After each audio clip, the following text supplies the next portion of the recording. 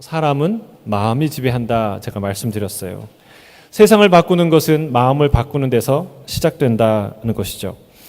그래서 하나님의 나라는 우리의 마음에 임하는 것입니다.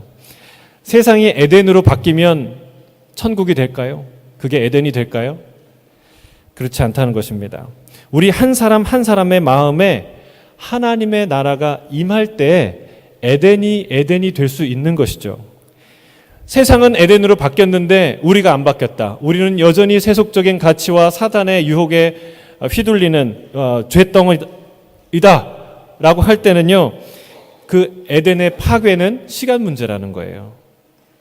그 에덴의 파괴는 시간 문제예요. 그래서 아담과 하와가 에덴에서 더 이상 머물 수 없었던 것이죠. 성경은 마음의 중요성에 대해서 매우 강조합니다. 여러 가지로 얘기하는데 그 중에서 가장 마음이 중요하다는 것을 강력하게 어필하는 이유가 뭘까요? 마음이 중요하다는 얘기를 강력하게 전하는 메시지가 뭘까요? 그것은 하나님이 외모를 보지 않고 하나님은 우리의 마음을 보신다는 사실이에요. 하나님이 우리의 외모를 보지 않아요. 사람들은 외모를 봅니다. 우리가요, 우리 외모에 시간과 정성을 많이 투자합니다. 돈도 많이 투자하고 시간도 많이 투자합니다. 왜 그렇습니까? 사람들은 내 얼굴을 보기 때문에, 나의 외모를 보기 때문에 그렇습니다. 근데 여러분 중에 어떤 사람을 딱 보는데 외모가 안 보이고 중심이 보인다, 그러신 분 계세요?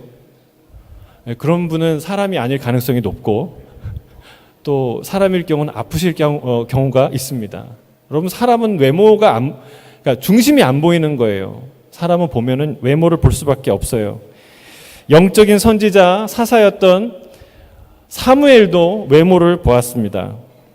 다윗에게 기름 부으려고 갔는데 글쎄 그 이세의 아들들이 쭉 나오는데 누구한테 기름 부으려고 했습니까? 첫째 아들 엘리압에게 기름을 부으려고 했어요. 왜요?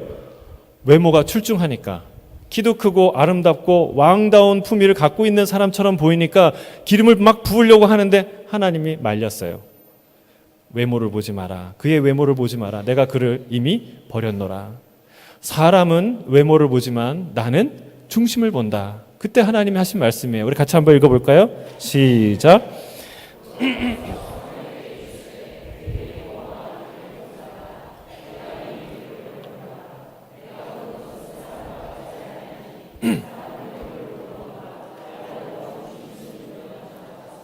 우리가 비싼 화장품을 바르고 미용실에 가서 머리를 꾸미고 비싼 옷과 장신구를 하는 이유는 무엇입니까? 사람들이 외모를 보기 때문에 그래요. 내 외모를 보고 예쁘다, 멋있다, 좀 가까이 지내보고 싶다, 이런 생각과 판단을 하기 때문에 그렇습니다. 그런데 하늘과 땅을 지으신 하나님, 우리와 동행하시는 그 하나님은 외모를 보지 않고 마음을 보신다 말씀하세요. 여러분, 다른 게 아니라 내 마음을 보고 나를 판단하신다. 여러분, 이 사실을 확실하게 우리가 알 때에 여러분 어디에 신경 쓰시겠습니까? 외모보다는 마음에 신경을 쓰지 않겠습니까? 당연히 마음이죠. 매일 마음을 청소하고 아름답게 꾸미게 될 줄로 믿습니다. 더러운 것을 버리고 성령께서 기뻐하시는 것들로 채우고. 여러분, 그런 복음을 들었는데, 그런 얘기를 들었는데 만약에 이게 안 된다, 마음에 신경을 안 쓴다, 그럼 둘 중에 하나예요. 하나님께서 우리의 마음을 보신다는 그 뜻을 아직 모른다거나 거기에 대해서 무지하거나, 아니면 하나님 자체가 중요하지 않거나. 여러분, 하나님이 중심을 보신다는 얘기는 제가 하고 성경도 하고 많은 분들이 하기 때문에 그걸 모를 리가 없어요. 두 번째예요. 하나님이 내 인생에서 중요하지 않은 거죠. 하나님이 중요하시다면 하나님이 중요하게 여기는 것들을 중요하게 여길 수밖에 없는 거예요. 하나님이 내 마음을 보시는데. 외모에 신경을 쓰는 것처럼 더욱 마음에 신경을 쓰고 가꾸는 저와 여러분 되길 주의 이름으로 축복합니다. 여러분, 외모를 가꾸면 외모가 나아집니까? 안 나아집니까? 나아지죠. 그러니까 투자하죠. 돈도 투자하고 프로그램도 열심히 보고 화장법도 배우고 그러지 않습니까? 그런데 외모를 가꾸면 외모가 가꾸어지듯이 마음도 가꾸어진다는 사실을 우리가 알아야 돼요. 근데 더 감사한 것은요, 마음이 가꾸어지는 것은 외모가 가꾸어지는 것보다 훨씬 더 효율적이라는 거예요. 여러분, 아무리 비싼 그 화장품 써도 외모가 10배 좋아집니까? 30배 좋아지는 외모 가질 수 있습니까? 가질 수 있다는 표정을 갖고 계신 분 계시는데, 여러분 절대로 아무리 정성을 투자해도 2배, 3배 이상 외모가 개선되기 쉽지 않습니다. 그것도 100%, 200% 개선된다는 것도 대단한 것이죠. 그런데 주님이 얘기하는 거예요. 네 마음에 신경을 쓰기 시작하면, 네 마음을 가꾸기 시작하면 네 마음이 30배, 적어도 30배부터 시작해요. 30배, 60배, 100배의 개선이 일어난다는 거예요. 할렐루야. 여러분 여기에 신경 써야 되지 않겠습니까? 복음 아니겠어요? 모든 성도들에게 이 마음의 혁명, 하나님 나라가 임하고 우리의 마음과 영혼 가운데 하나님의 나라가 확장되는 이런 놀라운 일들이 일어나길 주의 이름 축복합니다. 우리 본문 7절, 8절, 22절, 23절 같이 한번 읽겠습니다. 시작. 가시가 자라서 기운을 막았고 덜어는 좋은 땅에 떨어짐에 어떤 것은 100배, 어떤 것은 60배, 어떤 것은 30배의 결실을 하였느니라.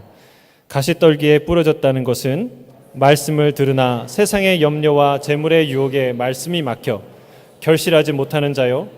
좋은 땅에 뿌려졌다는 것은 말씀을 듣고 깨닫는 자니 결실하여 어떤 것은 100배, 어떤 것은 60배, 어떤 것은 30배가 되느니라 하시더라.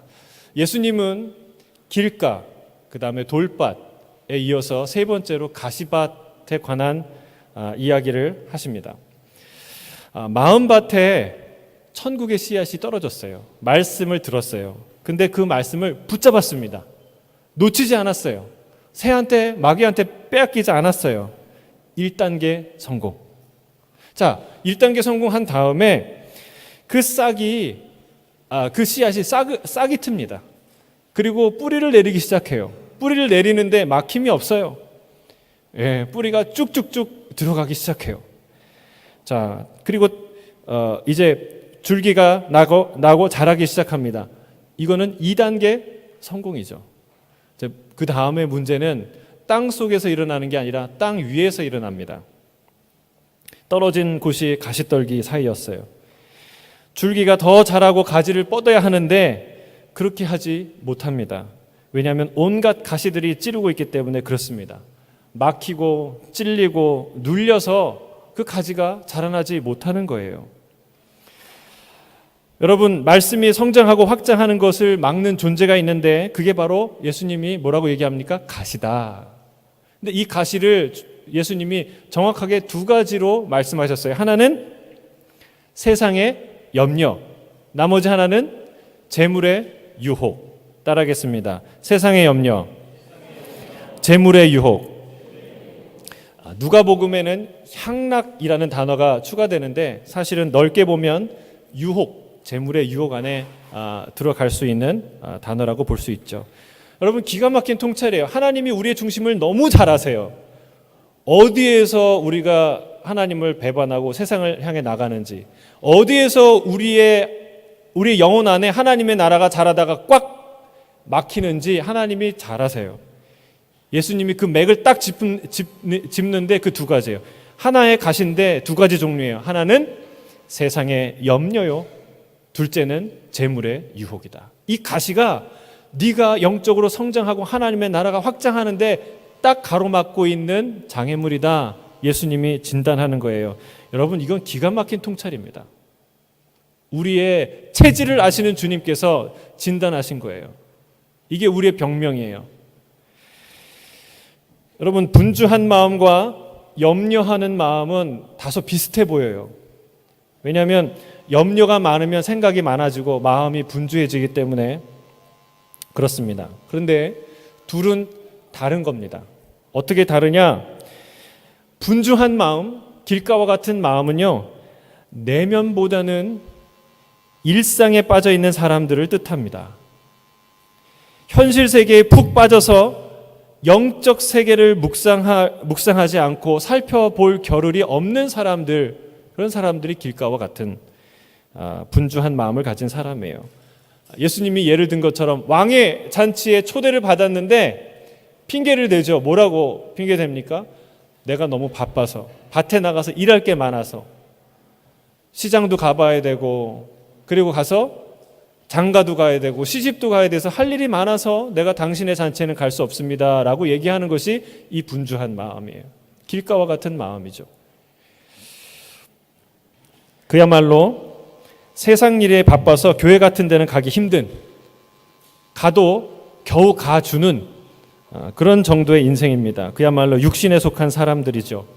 반면에 예수님이 얘기하는 이 가시떨기와 같은 마음을 가진 자는 이 2단계를 지난 사람들이에요. 이 사람들은요, 하나님의 말씀을 기쁘게도 받아요. 그리고 그 말씀이 심겨지고 뿌리도 내리고 심지어 자라기까지 해요. 그러니까 이 사람들은요, 영적인 관심이 없는 사람이라 말할 수 없습니다. 완전히 육에 속한 사람이라고 말할 수도 없어요.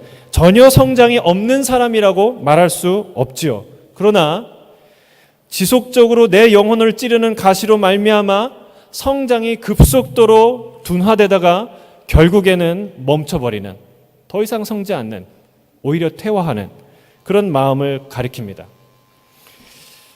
이 마음이, 이 나무가 생존한다 하더라도, 가시떨기 안에서 생존한다 하더라도 주인의 입장에서는 그것은 선한 밭이 아니에요. 왜 그렇습니까? 그건 악한 땅입니다. 농부의 씨앗과 농부의 열심이 낭비되는 땅이기 때문에 그렇습니다. 이 마음은요, 절반의 성공, 절반의 실패예요. 천국의 씨를 받아 기쁨도 누리고 성장도 경험합니다. 그런데 이 천국의 진짜 참맛을 누리지 못하는 거예요. 여러분, 이 뒤에 마태복음 13장에 나오는 천국에 대한 이야기가 이어지지만 천국은요, 놀라운 생명력을 가져요. 놀라운 확장성, 어마어마한 이 생명력을 갖는 게 천국이에요. 근데 이거는 경험 못하는 거예요. 열매를 못 맺는 것이죠. 주인의 입장에서는 이 마음이 악한 마음이에요. 여러분, 오늘날의 많은 성도들이 바로 이 단계에 멈춰 있고 이 단계에 빠져 있는 사람들이 참 많습니다. 그래서 여러분, 오늘 이 시간에 정말 하나님께서 우리 안에 있는 가시떨기, 염려와 유혹의 가시떨기를 하나님이 다 뽑아주는 이 시간이 되길 주의 이름으로 축복합니다. 희망이 있을까요? 여러분, 이거는 오랜 기간에 걸쳐 생기는 문제이기 때문에 쉽지 않아요. 희망이 있을까요?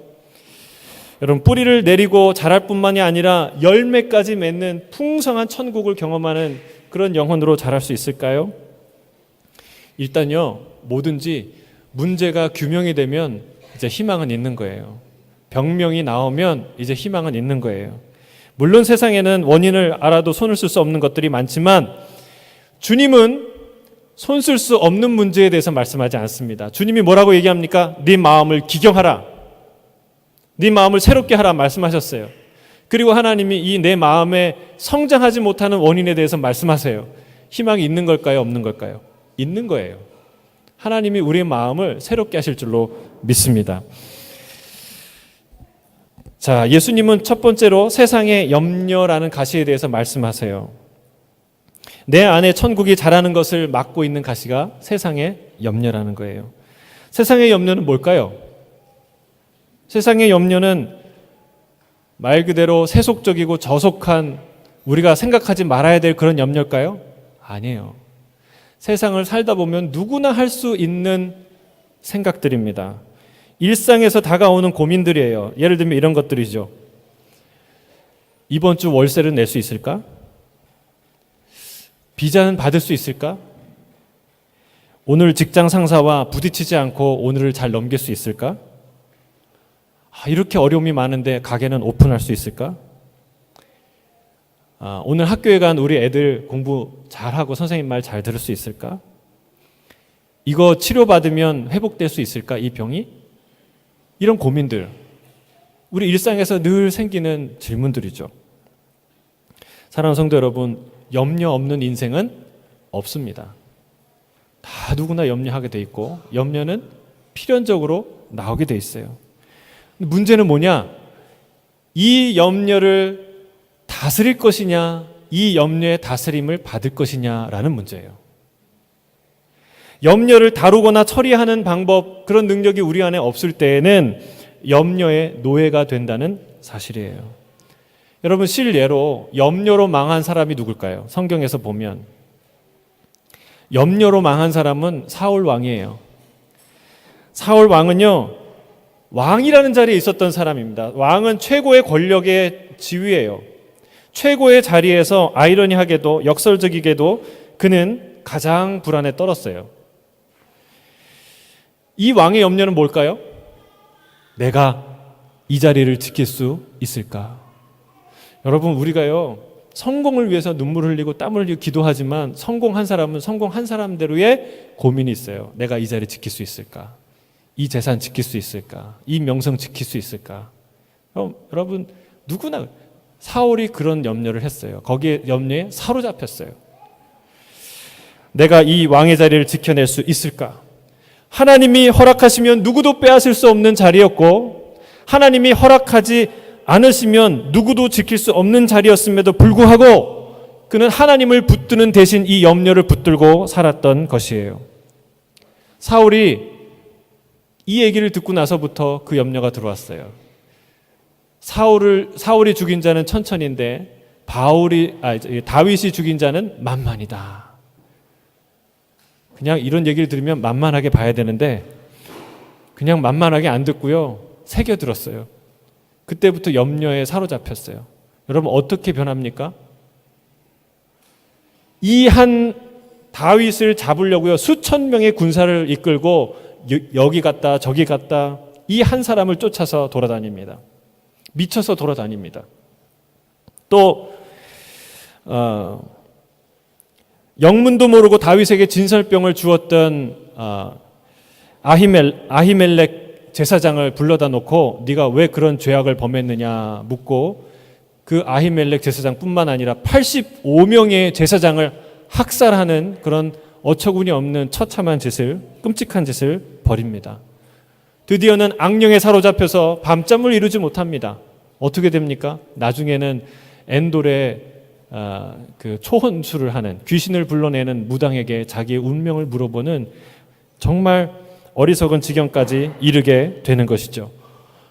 우리 안에 염려가 우리를 사로잡으면 어떠한 삶을 살게 되는지에 대한 명확한 모델을 우리가 사울을 통해 볼 수 있다는 사실이에요. 사랑하는 성도 여러분, 주님이 말씀하세요. 염려는 가시와 같다. 왜요? 첫째는 찔리니까. 근데 잊을만 하면 또 찌르고, 또 잊을만 하면 또 생각나고 그래서 계속 찌르는 게 이 가시와 같아요. 이 염려라는 게 그러지 않습니까? 잊을 것 같은데 또 생각나고 또 생각나고. 이 순간에도 염려가 생각이 나면 여러분 주의 이름으로 축복합니다. 염려가 다 떠나갈지어다. 여러분, 계속 생각나고 계속 찌르는 게 가시예요. 주사는요, 아프지만 한 번 찌르고 끝나요. 근데 이 가시는요, 계속 그 자리에서 계속 나를 찔러요. 그게 염려라는 거예요. 이 염려의 가시의 두 번째 특성은 뭐냐면 자라난대요. 자라나는 거예요. 아니, 찌르는 것도 아픈데 더 고통스러운 건 그 가시가 자라난다는 거예요. 주님이 가시가 자라나서 기운을 막았다라고 말하고 있습니다. 가시가요, 나와 함께 자라고, 그리고 그 가시는 점점 더 굵어지고 깊어진다는 사실이에요. 그럼 염려의 특성이 있는데요, 염려는요, 붙들고 있으면 붙들고 있을수록 커진다는 거예요. 강해지고 커지고. 계속 붙들면 계속 자라납니다. 얼마나 자라납니까? 어디까지 자라납니까? 내 마음에 천국에 성장하지 못하고 열매 맺지 못하도록 그걸 막을 때까지 자라난다는 거예요. 우리가 마태복음 13장에서 계속 살펴보겠지만 천국이 얼마나 큰 확장성과 성장력을 갖고 있는지 몰라요. 근데 그것을 가로막을 수 있을 정도로 커버리는 것이 바로 염려의 가시라는 거예요. 여러분, 염려는 무엇이고 또 어떻게 처리하고 어떻게 우리가 다스려야 하겠습니까? 사실은요, 이미 다 들었어요. 예수님이 말씀해 주셨어요. 기억나십니까? 산상수훈에서 하신 말씀. 우리는 염려에 대한 예수님의 최고의 메시지를 이미 들었습니다. 우리는 산상수훈으로 돌아가야 합니다. 염려라는 것은요, 내게 있는 것을 묵상하거나 생각하지 아니하고 내게 없는 것에 주목하는 습성이에요. 다시 말합니다. 염려는 내게 있는 것을 묵상하고 감사하고 사용하는 것이 아니라 내게 없는 것을 묵상하는 그것들을 주목하는 영적 습관이라는 거예요. 있는 것에 감사하지 못하고 없는 것에 불평하고 불안해하는 것, 그게 염려의 실체라는 것이죠. 그래서 우리 예수님은 염려의 근원적인 치유책을 말씀해 주세요. 그것은요, 세상을 보는 방식, 세상을 바라보는 눈 자체가 바뀌어야 한다는 거예요. 내게 있으나 전혀 보이지 않던 것을 봐야지 그 염려가 사라진다는 거예요. 내가 손에 쥐고 있었으나 그 가치를 몰랐던 것을 그 가치에 눈 떠야 내 안에서 염려가 떠난다는 사실입니다. 그게 뭘까요? 따라하겠습니다. 너는 너가 아는 것보다 중요하다.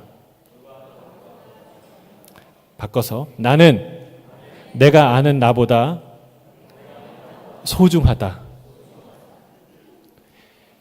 아니, 네가 얼마짜린데, 내가 얼마나 너를 존귀하게 만들었는데, 내가 얼마나 너를 사랑하는데 그냥 둘 수 없다는 거예요. 그냥 내버려 둘 수 없는 존재라는 거예요. 그걸 예수님이 말씀하세요.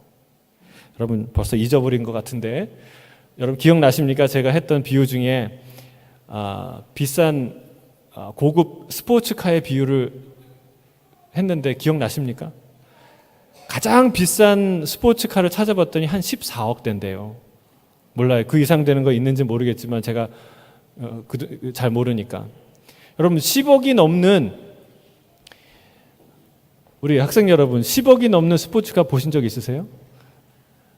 근데 그 주인이 10억짜리의 스포츠카를 샀어요. 근데 이건 비유예요, 비유. 스포츠카가 이런 걱정을 하는 거예요. 알고 보니까 스포츠카가 맨날 연료 걱정을 하는 거예요. 연료가 가득 찼는데 이거 200km만 달리면 다 떨어지는데, 점점 떨어지는 걸 보면서 이거 하루만 달리면 떨어지는데, 다 떨어지면은 멈춰서 갈 수 없는데, 이 생각만 하고 있다. 그 스포츠카가 그 생각만 하고 있다. 그러면 주인이 그걸 알면 뭐라고 얘기할까요? 뭐라고 얘기하고 싶어요? 여러분이 백망장자인데, 예? 그 스포츠카한테 뭐라고 얘기하고 싶어요? 야, 그런 걱정 하지 마. 네가 얼마짜린데, 네 차값이 얼만데, 그런 말 안 하겠습니까? 여러분 그 정도 돈 없는 사람이면 그 차 못 삽니다. 아시겠어요? 여러분 주님이 그 얘기를 하는 거예요. 저 공중의 새를 봐라. 그 새가 얼마나 아름답고 자유롭게 창공을 날아다니느냐. 저 새가 창고도 없고 집도 없고 직업도 없고 아무것도 없는데 매일매일 다 먹고 살잖아요. 물찬 제비라는 말 아세요? 여러분 얼마나 쌩쌩하게 다니고, 여러분 근심과 수심과 두려움에 가득 찬 제비 보셨습니까? 그렇지 않아요. 저 하찮은 제비 하나도 하나님이 하늘 아버지께서 먹이고 입히시고 돌보시는데 하물며 너희일까 보냐, 주님이 말씀하는 거예요. 여러분 선포합니다. 여러분은 100만 불짜리 스포츠카보다 훨씬 더 비싼 존재예요. 믿으십니까? 내가 그걸 잘 몰라요. 여러분 그걸 깨달아 가는 것이 우리 인생이고 예배고 말씀이고 복음이고, 그걸 결정적으로 깨닫는 것이 천국이에요. 우리 천국에 갔을 때 알게 될 거예요. 우리가 얼마나 영광스러운 존재인지, 우리 하나님 내 아버지가 얼마나 놀라운 분인지 그때 보고 까무러칠 거예요. 사랑하는 성도 여러분, 주님이 얘기하는 겁니다. 우리 마태복음 6장 26절 읽어보세요. 같이 시작. 창고에 모아들이지 아니하되.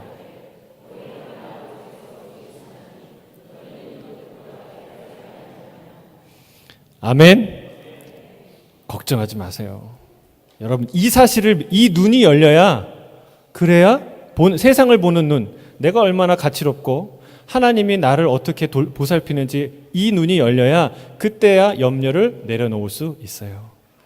계속 세상은 염려를 부추겨요. 그 가시를 어떻게 잘라내요?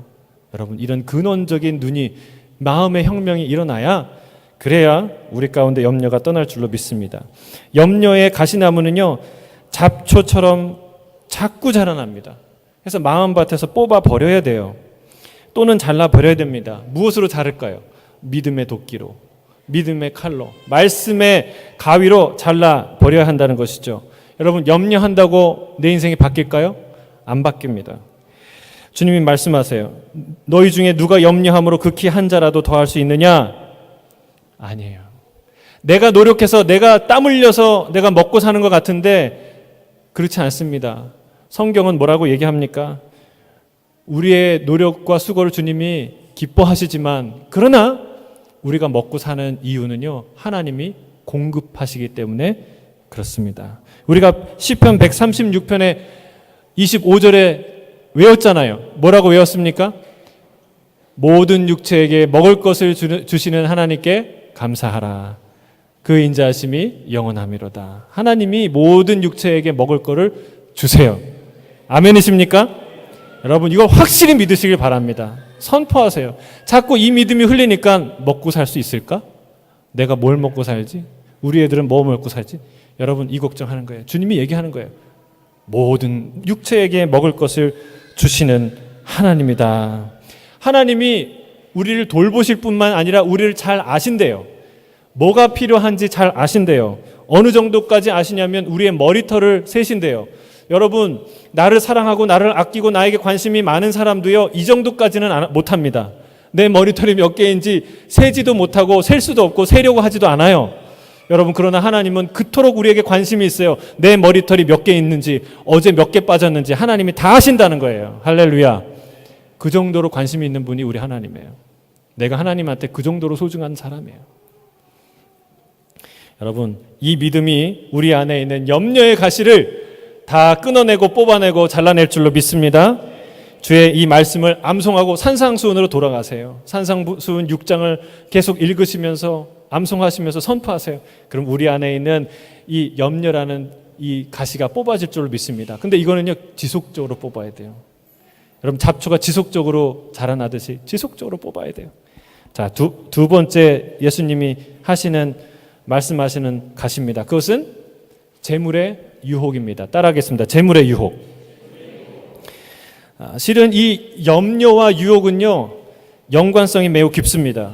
많은 경우에 염려하기 때문에 유혹에 빠지고, 염려하기 때문에 유혹에 쉽게 넘어가는 것이죠. 염려하지 않고 감사하는 사람은요, 이 유혹에 비교적 적게 노출이 돼요.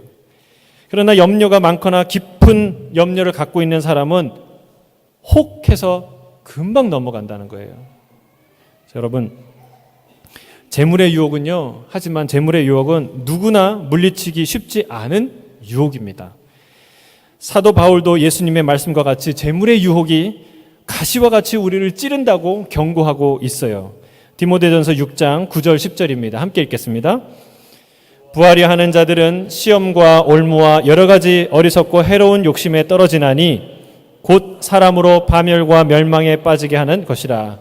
돈을 사랑함이 일만하게 뿌리가 되나니 이것을 탐내는 자들은 미혹을 받아 믿음에서 떠나 많은 근심으로 자기를 찔렀도다. 여러분, 돈을 사랑하는 마음 때문에 많은 사람들이 그 근심이 자기 영혼을 찔렀다고 하고 있어요.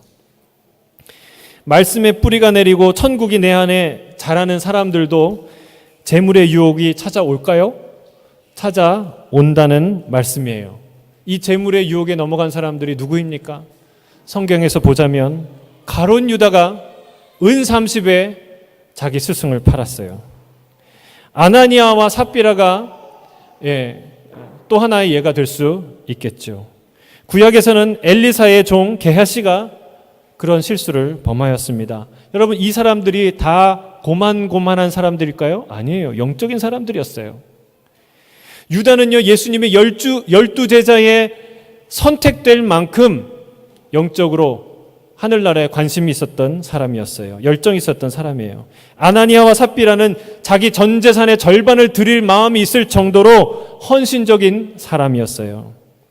게하시는 위대한 선지자 엘리사의 위대한 동역자였어요. 그런데 바로 그들이 물질의 유혹에 넘어갔다는 사실입니다. 우리 게하시를 한번 생각해 보십시오. 나아만 장군이 이 온갖 보물을 가지고 문둥병에 걸렸었잖아요. 그 치유를 받기 위해서 보물을 들고 엘리사를 찾아왔죠. 엘리사가 나와 보지도 않아요. 그리고 저기 그 요단강에 가서 7번 몸을 씻으라고. 나아만이 화가 나서 돌아갑니다. 일개 나라의 군대 장관인데 나와 보지도 않고, 그리고 기껏 한다는 치료 방법이 저 또랑물 같은 요단강에, 그거보다 아름답고 큰 강들이 많은데 거기에 그냥 7번이나 들어갔다 나오라고 화가 나서 돌아가려고 하죠. 근데 그 중에 지혜로운 부하가 얘기합니다. 장군님, 생각해 보세요. 이보다 더한 일을 시키면 안 하셨겠습니까? 얼마나 쉬운 일입니까? 마음을 돌이키죠. 진짜로 말씀대로 순종하니까 나았어요. 얼마나 감사해요.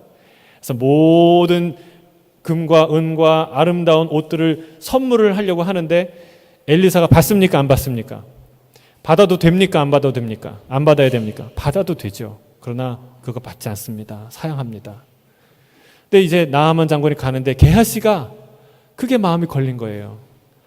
아이고, 너무나 아까운데, 받아도 되는데 저거 나한테 조금 주지, 받아서 좀 주면 안 되나? 이런 마음이 들었던 거예요. 가서 몰래 얘기합니다. 장군을 부르죠. 엘리사가 깜빡하신 게 있는데 이제 우리 손님이 오시는데, 우리 문화생들이 오는데 이들을 위해서 좀 선물 얼마를 달라고 합니다. 나아만 장군은 기쁘게 주죠. 여러분, 갖고 와서요, 마치 안 받은 것처럼 시치미를 뚝 떼고 갑니다. 엘리사가 알까요, 모를까요? 예? 엘리사가 알까요, 모를까요? 알죠. 귀신같이 알죠. 왜 모르겠어요? 여러분, 게하시가 엘리사의 신통력을, 엘리사의 놀라운 능력을 알까요, 모를까요? 알지요. 근데 여러분, 우리의 어리석음이 거기 있어요. 유혹을 받으면요, 그거 잊어버린다는 거예요. 우리는 알만한 것을 알 것 같은데, 믿을 만한 것을 믿을 것 같은데요, 사실은요, 믿고 싶은 것을 믿어요. 그러니까 게하시도 모르고 엘리사도 모르고 하나님도 몰랐으면 좋겠다라는 사실을 믿는 거예요. 그러니까 모를 거라고 믿는 거죠. 누가 모르겠습니까? 하나님이 다 아시죠. 이 어리석음이, 그러니까 유혹에 빠진 자의 어리석음이 이렇다는 것. 하나님도 아시고 다 아는데 나만 사람들이 모른다고 생각해요. 그런 어리석음이 게하시의 어리석음이었다는 거예요. 수많은 기적을 행한 엘리사의 영성도, 살아계신 하나님의 시선도 까맣게 잊어버릴 정도로 강력한 물질의 유혹에 넘어갔던 것이죠. 이게 강력한 유혹의 실체입니다. 여러분, 다 버리고 선교사 되면, 다 버리고 목사 되고, 다 버리고 주의 종이 되면 여러분, 여기서 자유로울 수 있나요? 그렇지 않다는 거죠. 여러분, 여전히 어떤 사람이든 똑같은 이 물질의 유혹 앞에 놓여 있게 된다는 사실이에요. 이 땅의 신들 중에 가장 강력한 신이 바로 맘몬입니다. 모든 것이 이 시대에는요, 특별히 경제가 그렇게 중요해요. 모든 것들이 다 경제적인 측면으로 환원됩니다.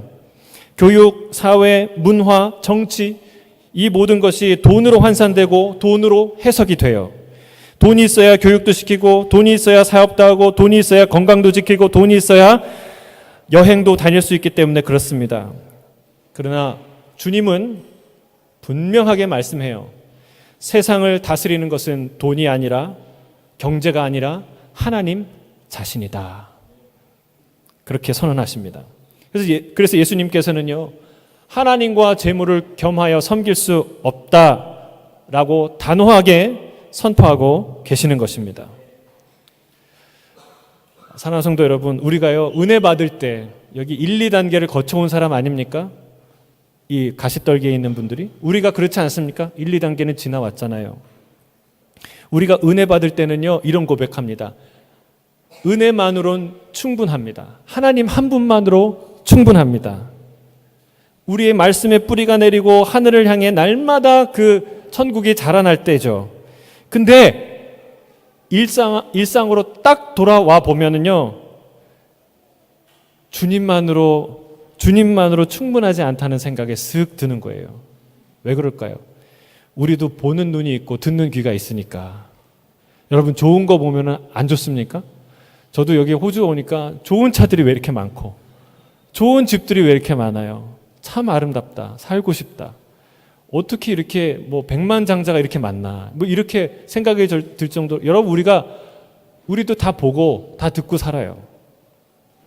그래서 나보다 잘 살고 부유하게 사는 사람을 보면 부럽고 내가 초라하고 내 인생이 서운하고 그런 마음이 드는 것이죠.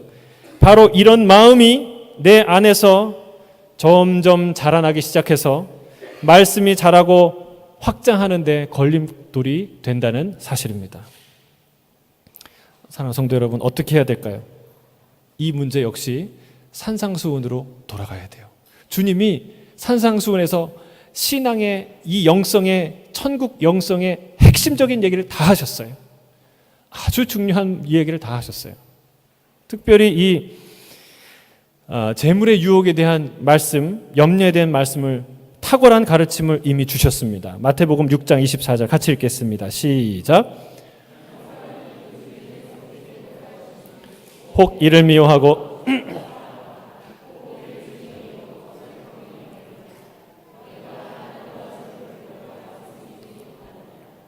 여러분,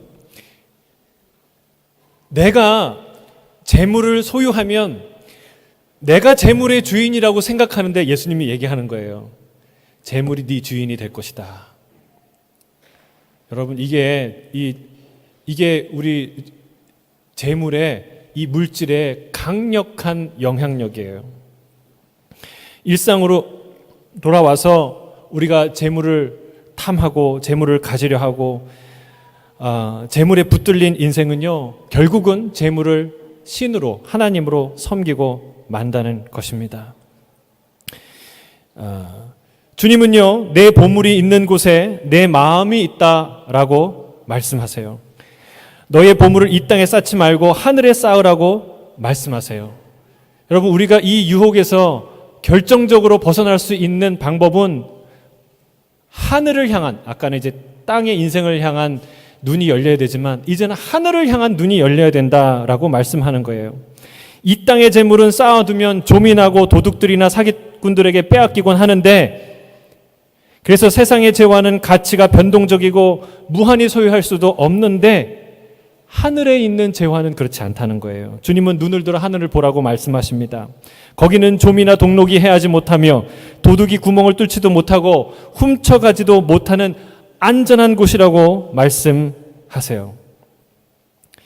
사랑하는 성도 여러분, 성도가, 크리스찬이 재물의 유혹에서 초연할 수 있는 강력한 단 한 가지 이유가 무엇이겠습니까?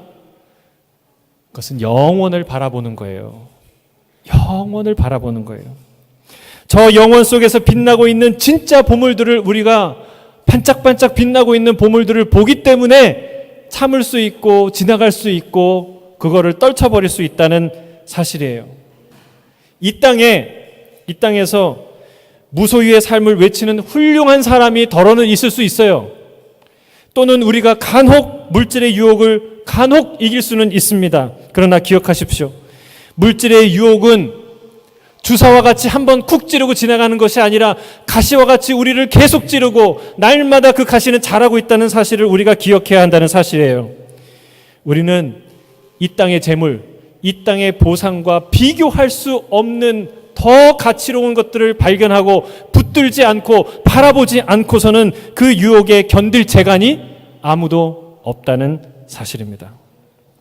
사랑하는 성도 여러분, 영혼의 세계, 천국의 눈을 뜨길 주의 이름으로 축복합니다. 성경을 읽어보세요. 성경을 안 읽으니까 그래요. 성경의 말씀을 안 들으니까 그래요. 읽어도 내 마음대로 읽으니까 그래요. 성경을 객관적으로 보세요. 성경에 얼마나 많은 천국 이야기가 있는지, 주님이 왜 이 땅에 오셨는지, 주님이 우리에게 주신 선물이 무엇인지, 그것은 천국이에요. 영생이에요. 영원한 생명이에요. 그걸 안 보려고 하고, 안 들으려고 하고, 안 붙잡으려고 하는 것이 문제죠. 히브리서는 천국을 사모하는 성도들에게 이런 권면을 합니다. 히브리서 13장 5절입니다. 함께 읽겠습니다.